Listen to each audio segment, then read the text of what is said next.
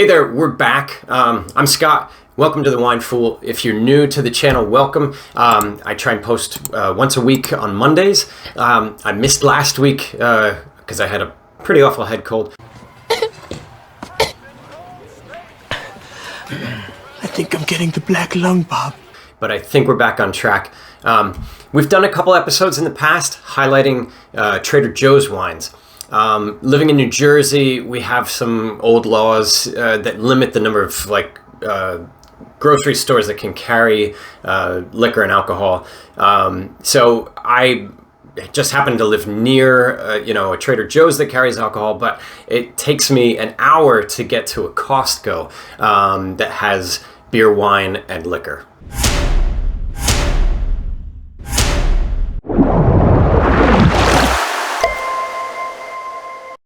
But I was able to make a little pilgrimage before I got sick, and let me tell you, it was kid in a candy shop. It was like a little wonderland.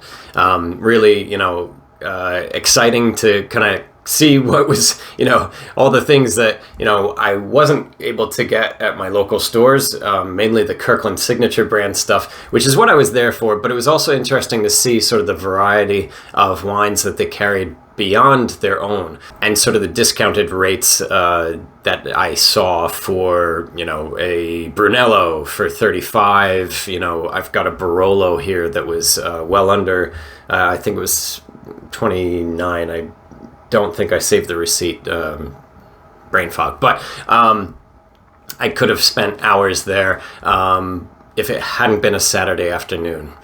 You know how that goes at Costco. Don't get me started. So today I have a Kirkland signature Malbec, a Cote de Rhone Villages, and a Barolo. So as you can see, doing things a little bit differently this week. Because these are reds, I wanted to give them a little bit of time to breathe. Anytime you have a red wine, drinking it straight out of the bottle, it can be rough. Especially if you don't do anything to aerate it, or even a little decanting. For newer wines, decanting isn't necessary, but aerating is certainly an important part. Again, trying to break those tannins up a little bit, give it some oxygen to breathe a little bit, so it's not quite as bitey. So yeah, a little bit different. Given each one of these a little bit of time to rest in the glass, so that I don't have that fresh out of the bottle red wine, punch in the mouth. Malbec. So we're starting with a 2021 Malbec, and this hails from one of the most famous regions for Malbec in Argentina, Mendoza. While Malbec was originally grown in France and is still one of the varietals that's allowed in Bordeaux, it's also mostly well known now for being a favorite of South American wineries. This is a 14% alcohol by volume, and per the label, intense fruit notes of plum and cherries, and a long rounded finish. A perfect balance of ripe fruit coupled with oak spice. Let's give it a try. Definitely getting the fruit off the nose. Yep, getting those cherries and that plum. Little smokiness, probably getting the oak. Cheers. Ooh, okay. So Malbec, not as full-bodied as, say, a Cabernet, which is great. Very fruity. This is nice. This is pleasant. Moderate to low tannins. Acidity is not very high. Really quite pleasant. Yeah, definitely getting that ripe fruit, and a nice oakiness to it. Again, I'm kicking myself because I didn't retain the receipt. So I don't have prices this week. I always try and have prices in my videos. I will tell you, I think out of the three of these, the Barolo was probably the most expensive, and I think that was like 26 or 27. The Malbec was not very expensive at all. But seeing a Barolo, kind of drove me to get that. Going back to the Malbec, stay on track. Stay on target. Enjoyable, pleasant, as nice of a Malbec as I've had, from other labels. I would not be, if somebody served this to me, I would not be upset. For a wine fool level 1 who's just entering sort of their, just kind of getting used to wine, this might not be the best bet. But for a red wine, we're not talking like, this is fairly approachable. Like, there's nothing here that's really going to scare anybody away. But again, is this your first red wine? Probably not. You're probably looking at something similar to what we tried last week in my last video. Take a look at that if you're a beginner to red wine. Malbec is a little bit of a step up. Probably wine fool level 2. Just somebody who's sort of tried those basic levels and is looking to explore into that next level of experience. Malbec from Argentina. I've had very few that I was surprised with, negatively surprised by.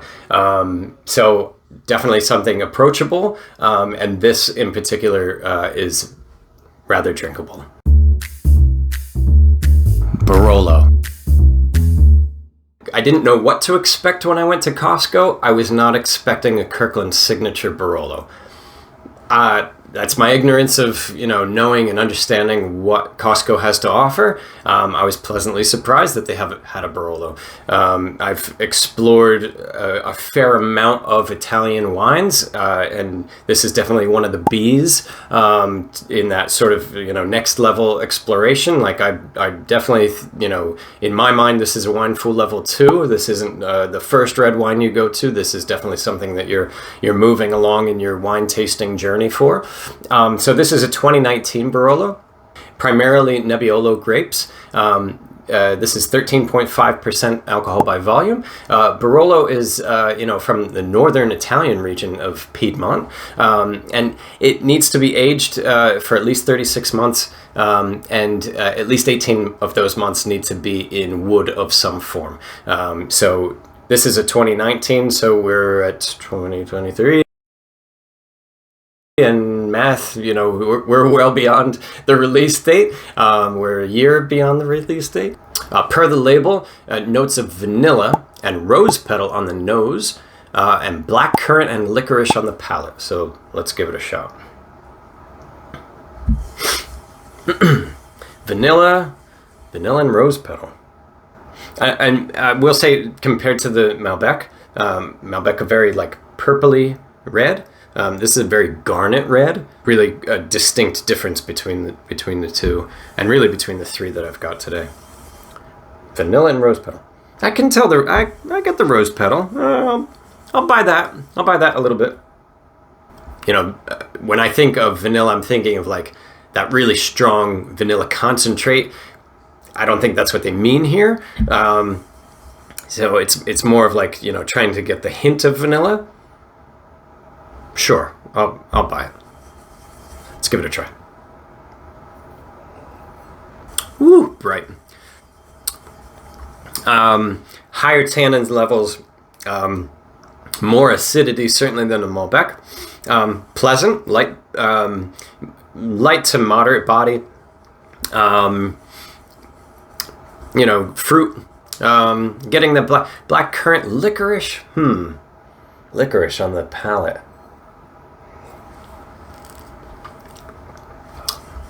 I get that. Not like that real anise, strong, what we think of as, black licorice. Again, more of that hint of it. Very nice, very pleasant. Definitely wine fool level 2. Not quite as approachable because of the higher tannin levels, higher acidity, gives it a little bit more bite to it. Kicks back a little bit.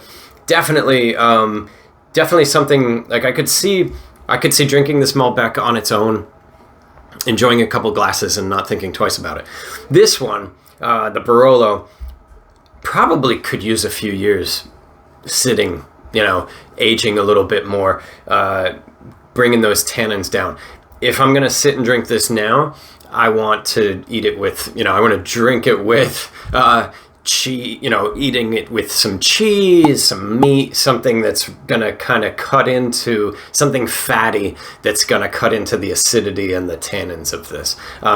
Otherwise, again, very drinkable, very nice. I think it's a nice find, and again, rather surprising for a Costco brand, but quite pleased.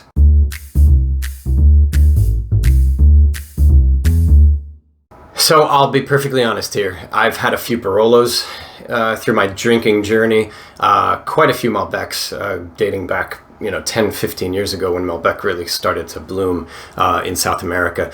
I'm not sure I've ever had a Côte de Rhone. I think I have. It's just not a varietal blend that I'm very familiar with. So we're gonna be experiencing this together. The main grape variety is Grenache Noir, and that must make up at least 50% of this. We tried a Grenache Garnacha blend in my last video, and enjoyed it. It's definitely like a little bit sweeter. We tried it in the beginner, red. If you're introducing yourself to reds, we did it in that video. So curious to see how it interacts here. The supplementary grape variety has to be Syrah, and Mourvedre. Oh boy, Mourvedre. How do we think that's pronounced? Mourvedre.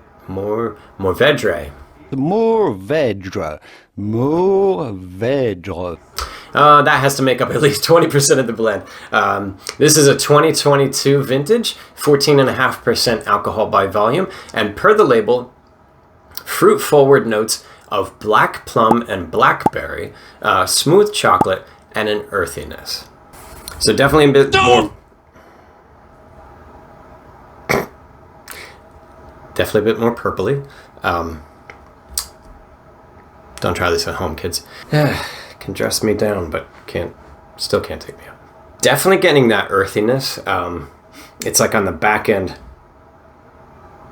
Kind of hard to describe, but there's definitely something like, dirt, grass, forest floor, perhaps. Okay, so I think that Grenache definitely bringing like an elevated sweetness to it, certainly above the other two. Medium to light body, really. Low acidity, no tannins really to speak of. Not bad. Out of the three, this is probably the closest to what I would say, would be an approachable red for a Wine Fool level 1. Somebody who hasn't experienced a whole lot of reds. Again, the high level of Grenache Noir probably contributes to that. And when I say sweetness, again, I'm not talking sugary sweet. There's the Syrah, and I imagine that other one I can't pronounce, contribute to sort of balancing it out a little bit. Still quite pleasant, though. Again, I haven't met too many wines that I don't like. To me, not quite as interesting as a Barolo. I knew what I was going to get with this. Definitely not in the same ballpark as a Barolo in my book. And again, haven't tried a whole lot of these. Maybe I haven't tried the right one yet. This is nice, but not something I probably wouldn't buy a whole lot of this. Easily drinkable, though. This is something I could see, again, similar to the Malbec. Drinking this on its own would be, quite enjoyable. So, some really interesting wines from Costco. I would say it kind of blows Trader Joe's out of the water a little bit. Mainly for the volume of variety that I saw, certainly. If you have one nearby, you have a Costco that sells alcohol, lucky you. I think you're in for a treat if you're looking for something different, and for stuff that is within budget, something that's not going to break the bank. A little bit of everything. One of my finds there, hopefully we'll be bringing in November and December. It's essentially a wine advent calendar with half bottles. I believe there's 24 half bottles of wine, and Mrs. Wine Fool has agreed to join me for those videos, and we're going to have a little fun trying out different wines from around the world. They say never work with your significant other, right? Oh boy. Thanks for joining me this week. Which do I want to drink the Barolo? Who am I kidding? Till next time, stay foolish and cheers to drinking better wine.